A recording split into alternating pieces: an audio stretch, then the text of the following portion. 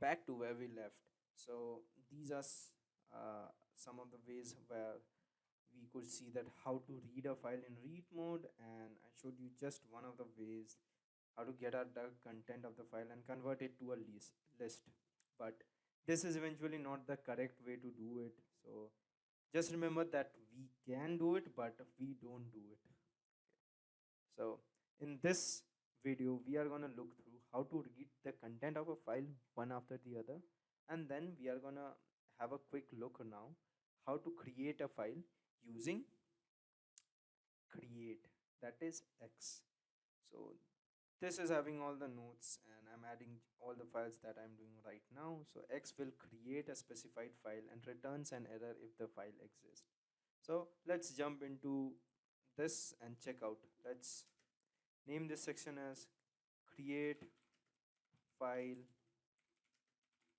using X. Let's write this in this X, that is create. Let's change it to markdown. Okay. Now what does X do? It creates the file and returns an error if the file exists. So we are going to do quite the same thing which we did in for opening out a file. So we are going to name open. Inside this we have to mention file name, and then in this we have to write X because we want to create a file. So let's try and start with writing out with some name. So let's say example number 2. So example 2 is already present in this directory. So let's try to run it out. So we are getting an error, file exists error. The meaning of this is that there is a file already present naming example2 in the current directory. You may have to change the directory or just change out the name of it. Okay. So let's try to create out a new file over here. So open, I'm going to name this as example2. Oops. Let's leave this cell and open out in a new cell. I'm going to name this section as example number 3, and let's write it as X. Let's change it to .txt. Okay, so successfully we have created out a file. Now how to check it out? Let's jump over here and you can see that we have example number 3 txt. Now right now in this video we are not going to look into how to write content in this file or how to append it out, but the major agenda for this video is to how to create a file and how to read the content of the file. So we know how to create out a file. We have seen the native ways by using by our windows, by right clicking and creating new text document, or by Jupyter notebook, by going into Jupyter notebook, going into new, and then you have to click text file. That is one of the way, and this is the way that we prefer the most, that is creating a file using Python itself. So you just have to mention the mode X and that should be enough for you. So that's it for creating a file. Let's look into how to read the content of a file. So let's name this section as read the content of a file. Let's run it out. Oops. Let's create this as a markdown cell to get a very much bold look. Now, how to create or read the content of a file. Before reading it out, let's open the file once more. Okay, so I'm gonna write this as file1. File1 equals to, I'm just gonna right now open out the same file which we did, example1. So let's check the name of it if the name is pretty same. So example1.txt. So example1.txt, and I'm gonna read this. Okay, and let's open file 2. Same thing, open. You know that in example 2 we don't have any txt, then comma, and then in read mode. Let's open file 3 also. Open, and we have example 3.txt, but the content is quite empty in this, as if so. Example 2. Oops. 2. Now it should be working fine. So file 1, file 2, file 3. So if you check, this is an file object input output dot text wrapper object input output wrapper object. Okay, and the mode is in read mode. Now how to read the contents of a file? Let's start with file 1. Let's delete this cell, create some new cell, It's quite easy. You just have to name the file one.read, and that is how you can read out the content of a file. Just rerun it again and it's empty. I'll tell you why it is empty. Let's read the content of file 2 again. Run it. Oops, it's a function. Let's run it. So we are getting whatever the contents are of our file. That is, I hope you are enjoying the classes. So it is reading everything completely. It is not checking the UL end of line characters. That is this one or this one. That is slash n for a new line. But if you rerun it again, so it becomes empty. Let's rerun it again. It becomes empty. Let's see this for file 3. So file 3 was empty as in if. So what is happening over here? Why after once we are not getting this? Let's rerun this again and check. So I'm getting the same thing. But if I try to read it again, so I'm gonna write control plus enter, so it becomes empty. Why is it happening? So let's look into the text file. So example1.txt.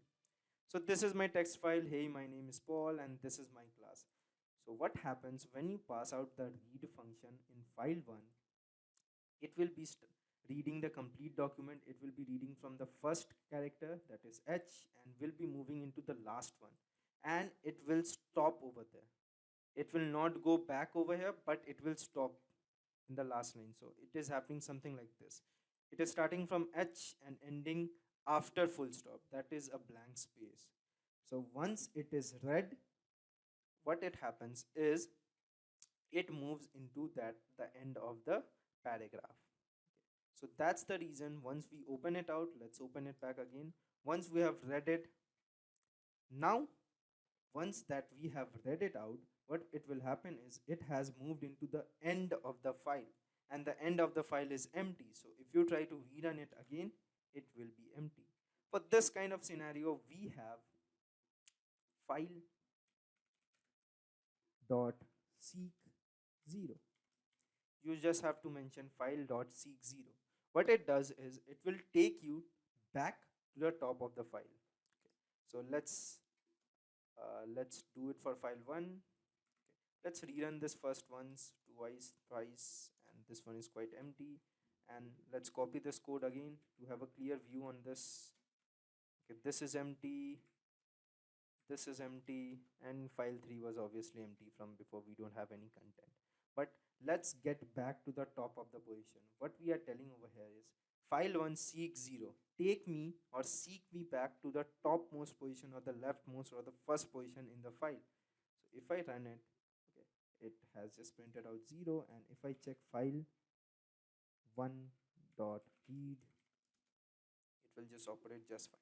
If you run it once more, it will become empty. Again, you have to do file 1 seek. That's how you can do it. Same thing for file 2. File 2 dot read,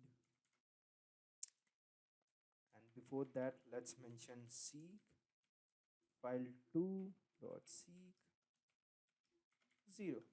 Let's run this cell once. So it's running just fine. So this is one of the way how you can read out the contents of the file. Now let's move into one more scenario where you want to read each line of the file.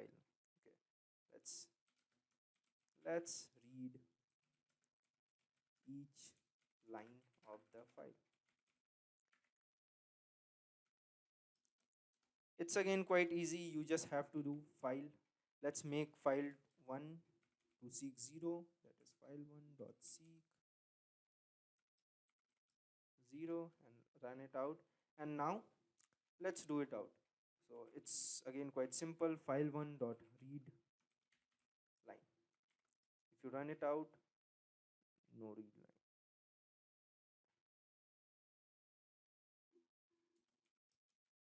Yeah, sorry for the typo. You just have to mention this. Read small l I n e. So that is how you can read. If you run it again, it will move into the next line. If you run it again, it has moved into the last line.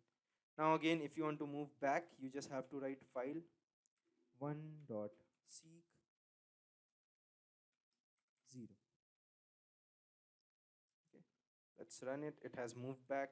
If you try to read it again once, let's write read it again, you will get the third, and let's read it again, it will become empty.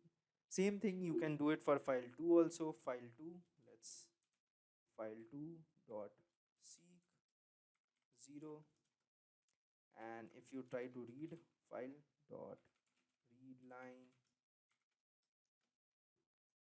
oops, typo, file 2 dot read line, it will do the same thing. That's how we can read each and every line of the code. Now let's say there arises a situation where you want to read each and every line. So let's take file, okay, that is in a new line. So let's take file 1 as an example. File 1 dot seek 0, and then over here let's open out our file once more, or we don't even need to open. So let's say for x, or for line in our file 1, that's it, and let's print line. This is one of the ways on how you can read out the file. So that's it for reading the line and reading it. One more important thing that you should be knowing: if you are opening out an file, make sure to close it out. So closing file, it's quite easy. File 1 dot close, file 2 dot close, and again file 3 dot close. That is how you can close out your file. If you check file 1 now, so let's close it out, everything is closed, your files are closed out, so you cannot do anything more in the file. So that's how we can read out each and every line and read the content of a file. In our next video, we are going to look into how to append and how to write inside a file. Thank you very much. We'll meet again in our next video.